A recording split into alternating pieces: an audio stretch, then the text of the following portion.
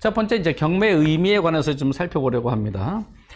흔히 이런 사람들을 많이 접합니다. 여러분들도 아마 이렇게 얘기 들었을 수도 있는데, 이렇죠. 경매로 돈을 버는 것은 망하는 사람의 피눈물로 돈을 버는 것이다.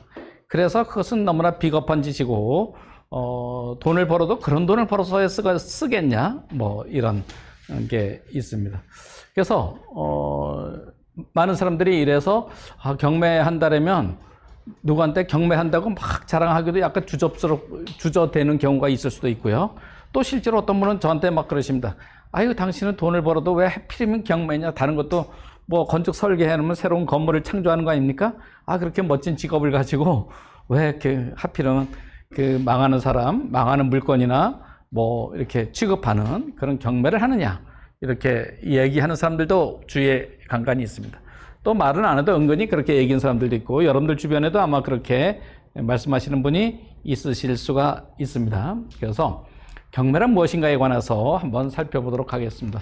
자, 경매의 의미에 대해서 살펴보면 이렇죠. 서울대학교 이영훈 교수님이라고 계신데요. 경제학교 교수님입니다. 은퇴하셨습니다. 몇 년 전에 은퇴하셨는데, 그분의 주 전공이 뭐냐면, 한국 경제학과 교수님이니까 한국 경제사입니다. 한국 경제 역사에 관해서 평생 연구하신 분이세요. 근데 이번 말씀을 들어보면, 이분이 이제 한국 경제사라는 책도 쓰셨습니다. 이번 말씀을 들으면 어떠냐면 이렇답니다. 우리나라의 경제 역사를 보면은 무엇을 봐야 될까요? 그 당시에 사람들의 소득을 보는 겁니다. 소득의 수준이 어땠냐? 현재와 비교해서 이제 이런 걸 보는 거죠. 근데 우리나라 역사는 언제부터 시작됐다고 할 수가 있을까요? 역사 시작은 우리가 역사 교과에서 공부한 것으로는 고조선 단군 할아버지부터 이제 시작되는 거죠. 그러면 이제 마늘도 나오고 또 뭐가 나오나요? 생강은 안 나오나? 또 마늘하고 뭐가 있어? 쑥? 예, 마늘도 나오고 쑥도 나오고 그래야 되죠. 그럼 그것은 역사라기보다는 설화에 가깝죠. 그죠? 삼국사기, 삼국유사에. 그래서 그것은 우리의 기록된 역사라고 할 수는 없습니다. 삼국시대까지는. 그죠? 그러면 우리의 역사가 정확하게 기록되고 이렇게 우리가 어떤 것을 증명할 수 있고 한 것은 대충 삼국시대 정도부터, 삼국시대 이전에도 뭐가 좀 있었다고 하지만 삼국시대라고 보는 것이 타당하지 않을까 싶습니다. 그러면 기원 후 정도가 되겠죠? 대충. 그러면 우리나라의 역사는 약 한 2000년 내외의 역사, 이렇게 보면은 객관적이지 않을까 싶습니다. 그래서 한 2000년의 역사, 기록된 역사를 가지고 우리나라 사람들의 소득 수준을 봤습니다. 그분이 이제 연구를 한 거죠, 평생. 그랬더니 소득 수준이 00년도 기원 후 삼국시대 때부터 조선시대 말까지 별 차이가 없었답니다. 삼국시대나 조선시대 말이나 생활 수준, 소득 수준, 먹는 수준, 의식 수준, 다 비슷했답니다. 그러다가 조선시대 말 돼서부터 이게 확 올라가서 지금은 1000배 이상의 소득 수준 우리 2위에서 살고 있는 겁니다. 살고 있습니다. 그래서 이렇게 확 뛰어오른 이 이후를 갖다 우리는 근대라고 그러고, 이거보다 전을 갖다가 뭐라 그러냐? 근대 전인 전근대 이렇게 표현한다고 합니다. 그러면 근대와 전근대를 가르는 요 때는 언제일까요? 우리나라의 경우에는 몇 년도 혹은 언제쯤? 요건 아마도 1894년이 될 것입니다. 1894년에 어떤 일이 벌어졌죠? 우리나라에 갑오경쟁이 반포가 됐습니다. 갑오경쟁 이후를 갖다가 우리가 일반적으로 근대를 하고요. 갑오경쟁 이전을 갖다 전근대라고 합니다. 자, 그러면 갑오경쟁 이후와 근대와 전근대에서 가장 큰 차이점 무엇일까? 어떤 차이점이 있었길래 우리들의 지금 소득 수준이 1000배 이상, 조선시대에 비해서 1000배 이상, 그것도 급격하게 소득이 늘어서 우리는 지금 조선시대에 비해서 여러분들이 느끼시기에도 어마어마하게 윤택한 세상을 살고 계시지 않습니까? 그렇게 해서 엄청나게 윤택한 세상을 어떻게 이렇게 1000배 이상 소득이 늘어났느냐라는 것이 뭔가 원인이 있겠죠. 원인이 이제 여러 가지가 있을 수 있습니다. 여러 가지가 있을 수 있는데 그 중에서 가장 중요한 변화는 뭐냐면 근대적 의미의 민법과 근대적 의미의 형법이 우리나라에 정착이 되었다는 겁니다. 요게 민법과 형법이 근대적 의미에 요게 정착된 것이 물론 이 거부경쟁 이전에도 민법과 형법이 있었습니다. 물론 법 이름 자체가 민법과 형법은 아니지만 근대적 의미의 민법과 형법은 일본을 통해서 도입이 됐죠. 일본은 또 독일에서 독일의 민법과 형법을 도입해 갖고 일본의 민법 형법 또 우리나라는 일본의 민법 형법을 또 도입해서 근대적 의미의 민법과 형법이 완성되었습니다. 그래서 민법과 형법이 들어온 것이 가장 큰 변화였다 이렇게 보여집니다. 자, 그러면 형법은 뭐냐? 형법은 무슨 법이죠? 개인과 국가 간의 관계에 관한 법, 공법이라고도 하고요. 그래서 국가가 개인한테 이런저런 명령을 하고 규정을 만들고 규범을 만들어서 너 이거 하지 마라 저거 하지 마라 이런 거죠. 그래서 예를 들어서 너 사람 때리지 말아라 사람 죽이지 말아라 이런 거 다 형법에 되어 있는 겁니다. 그런데 이제 근대적 형법 이전에 전근대에서 형법은 어떤 형태냐 하면은 누가 누구한테 나쁜 짓을 하면 그 나쁜 짓을 당한 사람은 그 나쁜 짓을 한 사람한테 보복을 할 수 있습니다. 복수를 할 수 있습니다. 근데 복수를 어떻게 했냐? 직접적인 복수를 허용을 했습니다. 직접적인 복수를. 그래서 어떻게 하겠습니까? 만약에 평민이 양반집 아들을 때렸다. 그러면 어떻게 될까요?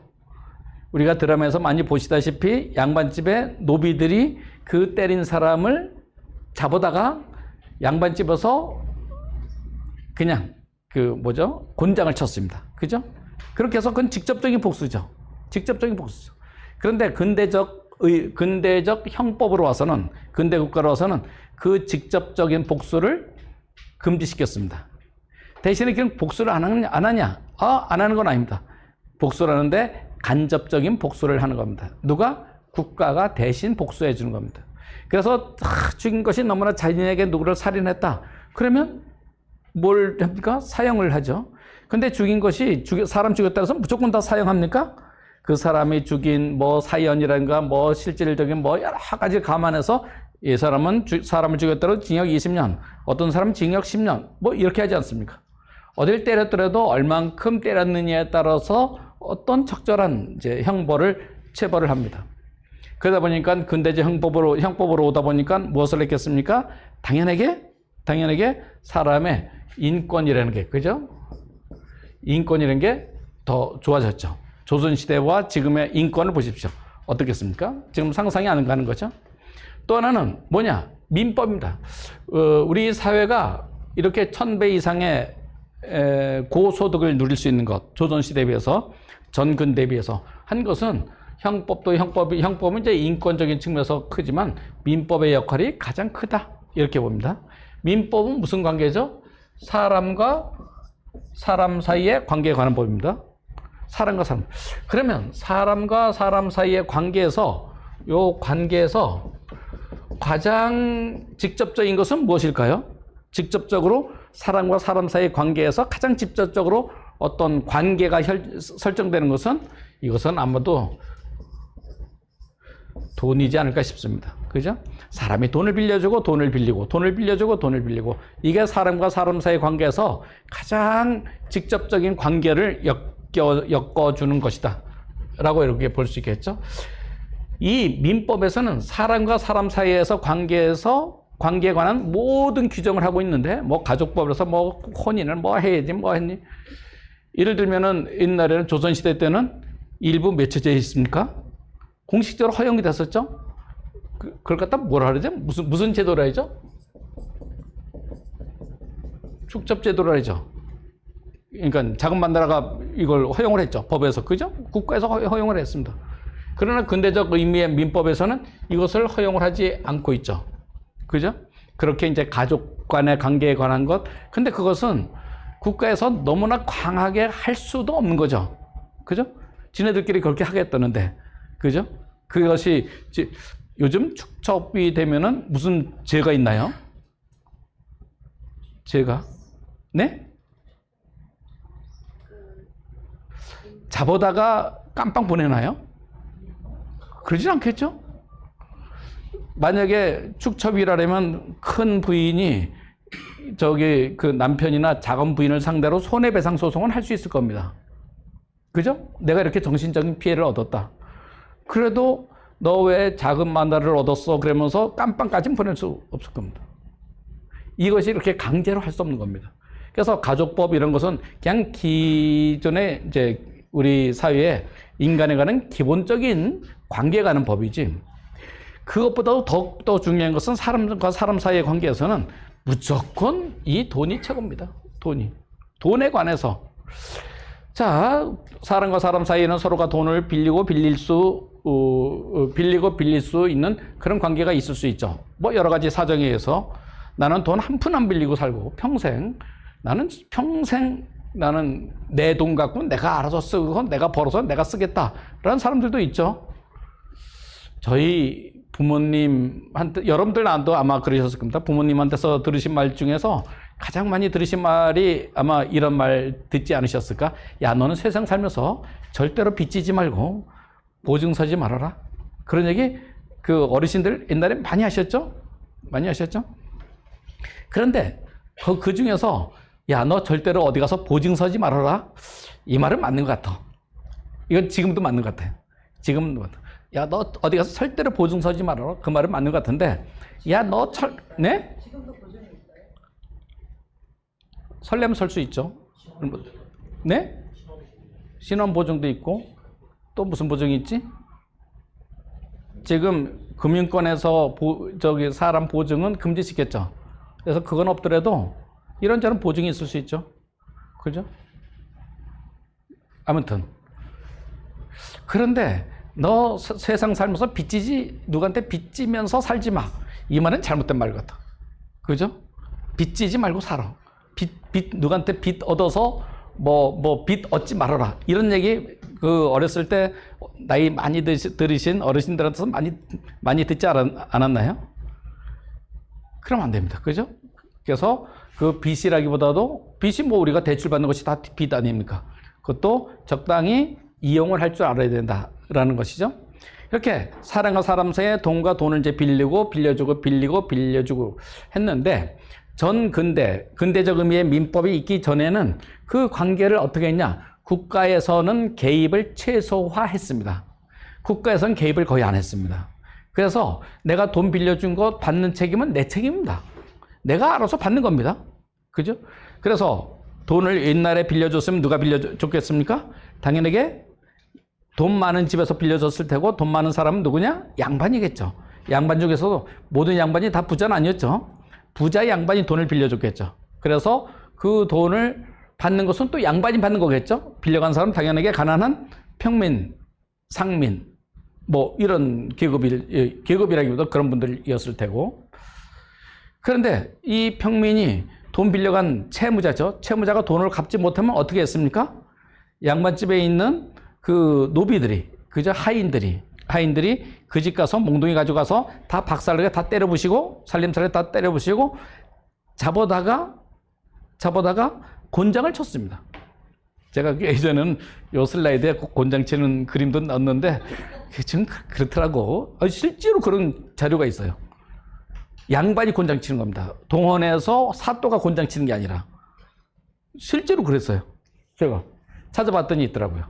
그래서 곤장을 치고, 그렇게 해서 거기 있는 돈을 스스로 이제 알아서 받아내는 겁니다. 그게 이제 그 전근대였죠. 근데 근대로 들어오면서 어떻게 했냐? 개인과 개인 사이에 돈 거래가 있어요. 그런데 이 사람이 채권자, 채무자 관계에 있으면 서로가 채무자가 채권자한테 돈을 주지를 않아. 그럼 여기에 뭐가 했냐? 국가가 개입을 합니다. 국가가 개입을 해서 국가가 대신해서 돈을 받아줍니다. 그러니까 민법의 가장 큰 특징은 뭐냐면 인간과 인간 간의 관계에 관한 법인데 인간과 인간 관계에 관한 가장 큰 건 뭐냐? 돈입니다. 돈, 서로 간에. 마지막까지 막 본질적으로 내려가면은 다 그냥 뭐 사람 사이에 우리 좋지. 그건 이제 도덕적인 문제고 마지막 자의 끝까지 관계 가면 돈입니다. 그 돈에서는 돈을 서로가 주고받고 했는데 어떻게 하느냐? 국가가 대신해서 받아주는 것. 이것이 어디에 들어가 있습니까? 민법에 넣습니다. 그래서 야, 돈 못 받은 거 있으면 갖고 와. 내가 대신 받아줄게. 뭐 이런 겁니다. 그러면 돈을 대신 받아주는 시스템이 뭐겠습니까? 어떻게 해서 돈을 받아주겠습니까? 바로 우리가 공부하는 경매입니다. 경매를 통해서 어떤 사람이 돈 안 줘. 그럼 국가한테 이거 돈 좀 받아주세요. 그럼 국가가 받아주죠. 경매를 통해서. 그죠? 그 시스템이 들어갑니다. 결국 민법에서 가장 중요한 사항은 뭐냐? 바로 이 경매입니다. 경매가 없다면 민법에 이런 것도 있죠. 무슨 뭐 여러분들 잘 아시다시피 근저당도 있고 가압류도 있고 무슨 권리가 이제 참 우리가 다 이제 공부할 거예요. 그런데 그런 것은 다 마지막에 무엇을 위해서 있는 거냐? 마지막에요. 경매를 위해서 있는 겁니다. 만약에 경매가 없다면 그런 권리 다 필요 없어요. 네가 알아서 받아. 이렇게 되는 겁니다. 그죠? 그래서 민법의 가장 핵심적인 것은 뭐냐? 경매다. 경매가 없으면 민법도 근대적 의미의 민법이라고 하고 현대처럼 이렇게 잘 살지 못한다. 이렇게 말씀드릴 수 있습니다. 자, 민법인데요. 그럼 이 민법의 핵심은 경매다. 경매 없는 민법은 근대적인 의미의 민법이라고 할 수가 없는 겁니다. 마지막에. 그죠? 전 근대 민법에서도 가족간의 관계, 가족간에도 뭐 이렇게 해야 된다, 뭐 이런 것은 다 있었습니다. 그죠? 그런데 전 근대의 민법에서는 이 경매 조항이 없었습니다. 국가에서 대신해서 경매를 해주지 않았습니다. 자, 민법이, 그래서 근대적 의미의 민법, 경매가 생기니까 어떤 것이 일어났느냐 하면 바로 이 은행이라는 것이 탄생을 했습니다. 은행이 탄생한 것. 자, 은행이라는 것은 뭐 하는 곳입니까? 돈을 빌려주고 이자를 받는 곳이죠. 근데 돈을 빌려주고 이자를 받고 원금을 회수하는데 내가 돈을 빌려줬는데 확실하게 받을 수 있다는 확신이 없으면 내가 돈을 빌려줄 수가 없겠죠. 근데 돈을 못 받으면 국가에서 100% 다 받아준대. 그러면 내가 돈을 확실하게 받을 수 있으니까 돈을 빌려주죠. 그러면 뭐가 가능합니까? 돈의 중개업이 가능합니다. 중개업.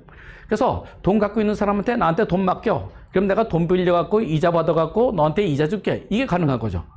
뭐 쉽게 말하면 은행이라는 것이 뭐 하는 곳입니까? 돈놀이 하는 곳입니다. 돈놀이가 가능한 거죠. 이 돈놀이 하는 은행이 탄생을 하니까 결과적으로는 어떤 것이 형성이 됐느냐, 어떤 것이 발생을 했느냐 하면은 내가 돈 좀 빌려줄 테니까 나 이자 좀 받아주세요 하는 것은 소액이에요. 그래서 소액에 엄청나게 많은 사람들의 소액이 무엇이 되냐? 대자본이 됩니다. 그래서 이 대점이 만들어지면 이 대자본을 큰 돈을 빌려주는 겁니다. 빌려주는 사람한테는. 그러니까 큰 자본이 형성이 되니까 즉 큰 기업이 나타나는 겁니다. 대자본으로 인한 대기업이 탄생을 했죠. 그래서 지금 가만히 한번 생각을 해보십시오. 우리가 지금 항상 손에 들고서 다니는 이 핸드폰, 만약에 은행이 없었다면 이 핸드폰이 탄생할 수 있었을까요? 삼성전자라는 회사가 존재 가능하겠습니까? 조선시대 때 삼성전자라는 회사가 존재했습니까? 은행이 없는데 있을 수가 없죠. 여러분들 뭐 1년에 뭐 몇 번씩 뭐 이렇게 해외여행 다 다녀오시죠? 다녀오시는데 은행이 없었으면 여러분들 비행기 타고 해외여행 가실 수 있을까요? 비행기가 존재했겠습니까? 그 큰 배가 존재했겠습니까? 중동에서 원유가 와서 우리가 지금 이렇게 전기불을 켜고 이런 세상이 가능하겠습니까? 은행이 없다면 다 안 됩니다. 몽땅 안 됩니다. 그래서 지금 경제가 이렇게 해서 1000배 이상 우리가 잘 사는 것은 한마디로 말씀드리면 이런 효과 때문입니다. 그죠? 이런 것을 적극적으로 받아들이지 않은 나라들 지금 잘 사나요? 이게 이제 자본주의로 이제 흘러서 그렇죠? 이런 거 잘 안 하는 나라 있었죠? 지금도 있죠? 대표적인 나라가 어디입니까? 북한이잖아요. 북한에 지금 남한과 같은 이런 금융 시스템이 있습니까? 북한에는 경매가 이렇게 있을까요? 북한이 어떻게 삽니까? 정말 거지처럼 지금 살고 있지 않습니까? 아니, 북한 사람들은 남한 사람들에 비해서 똑똑하지 않을까요? 그 사람들은 더 부지런하지 않을까요? 북한 사람들은? 아니, 이 분단되기 전에는 똑같은 나라에 똑같은 사람들 아닙니까? 뭐 능력이 부족합니까? 뭐가 부족합니까? 다 똑같은데 체제가 이렇게 되니까 이것을 무시한 나라가 북한이죠. 무시한 나라와 이걸 갖다가 키운 나라의 지금 결과는 지금 남한하고 북한은 까마득한 나라가 됐죠. 북한 사람들 입장에서 보면 진짜 속 터지지 않을까? 아이고, 내가 그때 순간의 판단인데, 아니, 내가 아니지, 벌써. 우리 부모님이 그때 남한에 내려가셨으면 내가 좀 이렇게 안 살 텐데, 남한에 와서 사정 보면 그런 생각 안 하겠습니까? 그런 것이 다 뭐 때문이냐? 이겁니다. 은행 때문입니다.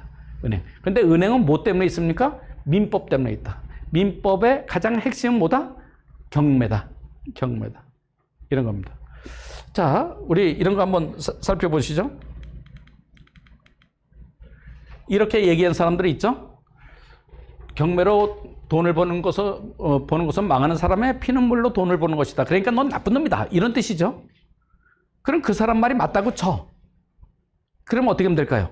비교적 어렵지 않습니다. 이 사람들 의견대로 하면. 뭐랬냐? 민법에서 경매 조항만 싹 지워버리면 돼요.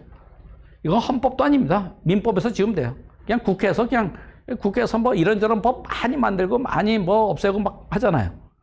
그거 얼마나 쉽습니까? 그래서 국회에서 민법의 경매 조항 딱 빼지 뭐. 빼면 우리나라 어떻게 될까요? 은행은 그날로 없어져야 돼요. 은행에서 어떻게 돈을 빌려줍니까? 받을 확실한 방법이 없는데. 돈을 못 빌려주는데, 대출을 못 해주는데 무슨 예금을 받아요? 그죠? 대자본이 어떻게 생기고, 현재와 같은 금융 시스템이 어떻게 굴러갑니까? 이거 해갖고, 그래, 우리 경매 없애자. 경매 없으면 뭐가 됩니까?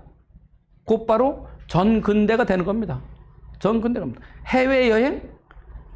꿈도 못 꾸는 겁니다. 감히 무슨 해외여행이야. 전기불, 자동차, 항공기 다 없어지는 겁니다. 무슨 KTX입니까? 그죠? 그래서 경매는 어떤 자본주의의 최후의 보루다. 이렇게 말씀드릴 수 있고요. 자, 여기서 또 이렇게 했죠. 망하는 사람의 피눈물로 돈을 버는 것이다. 이렇게 했죠. 그러면 여기서 피눈물을 흘리는 사람은 누구를 의미하는 겁니까? 이렇게 얘기하는 사람들은 경매를 당해서 쫓겨나는 사람. 경매를 당해서 마지막에 쫓겨날 때는 경우에 따라서 거의 없지만 경우에 따라서 뭐도 있습니까? 강제 경매를 해요. 그럼 이 사람 이 사람 지금 강제 막 끄집어내요. 그러니까 피눈물을 흘리는 사람이 누구라고 표현하는 겁니까? 지금 쫓겨난 사람. 경매를 당하는 사람을 이야기하죠. 그죠? 그래서 그 사람의 피눈물을 갖고서 네가 돈을 벌면 되겠냐? 그렇게 돈 벌다가 넌 뭐 한다? 나중에 복수당한다? 뭐 한다? 뭐 별의별 이제. 그래서 나는 착하게 선하게 살래? 뭐 이렇게 얘기하는 거죠. 근데 우리 이런 거 보시죠. 만약에 내가 어떤 부동산이 있습니다. 부동산인데 요거 10억짜리가 있습니다. 그런데 여기에 요 부동산이 있는데 여기에 내가 부채가 빚이 10억이 있습니다. 그러면 이 부동산은 경매가 이루어질까요? 이루어지지 않을까요? 내가 10억짜리 부동산이 있습니다. 이 부동산이 10억인데 내가 빚이 10억이 있어요. 그러면 이 부동산은 경매 나올 거야, 안 나올 거야? 네? 나온다, 안 나온다? 어떻게 될까요? 판단이 쉽지 않으십니까? 이거보다 더 쉬운 게 없는데. 안 나온다? 나온다, 안 나온다? 나온다. 이거라면 경매가 안 나옵니다. 이런 경우에는. 왜 경매가 안 나오냐? 경매가 이루어지면 여러분들 여기 와서 지금 공부하실 목적이 뭐냐면 이게 부동산 가격이 10억이에요. 그럼 여러분들 10억에 낙찰 받으시겠어요? 네? 이게 시세가 10억이야. 지금 돈 주고 내가 사면 10억에 살 것 같아요. 그럼 법원에 가서 응찰은 내가 쓴 가격대로 내가 사는 거예요. 내가 1등이 되면. 그럼 여러분들의 응찰가는 여러분 자유인데 10억을 쓰겠냐고. 10억짜리인데 시세가 안 쓰죠. 그죠? 그럼 이거 얼마 쓰냐? 8억 정도 쓸 거야. 예를 들어서 뭐 5억 쓸 수도 있고 8억 쓸 수도 있고 9억 쓸 수도 있겠죠. 그럼 8억 원에 팔리는 겁니다. 그러면 10억, 부채는 10억이면 여기서 채권을 갖고 있는 사람이 8억을 가져가겠죠? 그러면 2억은 회수가 불가능하죠? 줄 돈이 없죠? 8억에 팔렸으니까. 그러면 이 2억은 이 채무자 입장에서는 이제 안 갚아도 될까요? 갚아야 될까요? 10억짜리 부동산이 있습니다. 여기 근저당을 설정했어요. 10억짜리 부동산에 10억을 설정했어. 근데 낙찰은 8억이 됐어요. 그래서 결국 8억만 가져가니까 2억 원은 가져가지 못했습니다. 그러면 이 2억 원은 갚아야 될까요? 갚지 않아도 될까요? 네? 어떨까? 갚아 말아. 여러분 같으면 그냥 띠먹고 말아? 네? 갚아야 된다? 갚지 않아야 된다? 갚아야 됩니다. 그 채무는 그냥 있는 겁니다. 채무는 있는 겁니다. 요즘 전세 사기 문제가 어제 전세 얘기 하루 종일 했지만 전세 사기 문제가 굉장히 심각하잖아요. 근데 전세 사기는 어떤 경우냐 하면은 아니 빌라가 3억이에요. 그런데 거기에 전세 보증금을 3억을 주고 들어간 경우가 어마어마하게 많습니다. 어마어마하게 많습니다. 전세값이 막 올라가고 그러니까. 그런데 이거 낙찰은 2억 5천도 안 돼. 그죠? 그러면 5천만 원 못 받죠? 세입자는. 그러면 이 5천만 원은 집주인, 전세를 준 사람은 갚아야 될, 그건 내줄 의무가 있을까요? 없을까요? 내줄 의무가 있죠. 그죠? 당연히. 자기가 돈 갖다 썼으면 자기가 그 돈 3억 원을 나중에 다 변제해줘야 되는데, 다 갚아야 되는데, 3억 원 중에서 2억 5천만 원 뿐이 못 줬으니까 5천만 원 더 줘야지. 이렇게 됩니다. 그래서 2억 회수 못한 거 다 줘야 돼. 이 채무자 입장에서는. 그럼 채무자는 어떻게 하는 게 좋겠어요? 그냥 10억 있을 때 그냥 우리가 팔면은, 우리가 그냥 매면 10억 받을 거 아닙니까? 10억짜리면. 그러면 이거 다 변제하잖아. 10억 다. 그러면 2억의 빚이 남지를 않잖아요. 그러니까 10억의 빚이 있는데 10억짜리 부동산인데 10억의 빚이 있다 그러면 경매 안 나옵니다. 그냥 팔아서 갚으면 땡인데 만약에 경매를 안 하면 내가 못 갚아서 경매로 넘어가면 2억 원을 내가 손해보는 거 아닙니까? 내 부동산을 10억 원에 팔아야 될 것 같다. 8억에 파는 거 아니겠습니까? 그래서 경매에서는 대부분 이렇습니다. 이게 경매 물건이다. 이게 경매 물건이다. 그러면 이게 만약에 10억 원이라면 빚은 얼마냐? 15억 원, 12억 원, 20억 원 이렇습니다. 이 일반적으로 대개 100% 그런 건 아니지만 대부분이 이 부동산의 가격보다 빚이 더 많은 경우에 경매 나오는 것이 일반적입니다. 이해되시죠? 이 부동산보다 빚이 적은 경우에는 경매가 잘 안 나와요. 시세보다 더 적은 경우. 왜냐면 주인 입장에서 이렇게 그냥 팔아서 그냥 갚아버리면 추가 채무가 남아있지를 않잖아요. 그죠? 자, 그런 겁니다. 그러면 이거 경매를 해요. 어떤 물건을 경매를 해. 그러면 경매하고 나서 그 결과 진짜 피눈물을 흘리는 사람은 누굴까요? 누가 피눈물을 흘려요? 네? 누구야? 누가? 피눈물을 흘리는 사람은 누구냐고? 피눈물 흘리는 사람. 누구? 그렇죠. 채권자죠. 15억을 빌려주고 10억뿐이 못 받은 사람이 피눈물 흘리는 사람이지 10억 가지고 가서 10억을 다 갖다 주고서 그냥 이걸로 그냥 통치는 사람이 피눈물 흘리는 사람입니까? 그죠? 정작 피눈물 흘리는 사람은 누구냐? 채권자입니다. 경매를 당하는 사람이 아닙니다. 그죠? 경매를 당하는 사람 아닙니다. 우리 지금 이거 우리 보는 물건 요 물건이죠. 요 물건 마지막 가면은 제가 누가 피눈물을 얼만큼 흘리는지를 이제 제가 다 자세히 분석해 드립니다. 그럼 여기서 지금 우리가 여기서 얘기하는 피눈물 흘리는 사람은 여기 보면 채무자라고 있거든요. 채무자가 누굽니까? 김주희죠. 소유자는 이병군이고. 그럼 여기 채무자, 소유자가 피눈물 흘리는 사람이겠습니까? 아니면 여기에 돈 빌려줬다가 돈 못 받은 사람이 피눈물 흘리는 사람이겠습니까?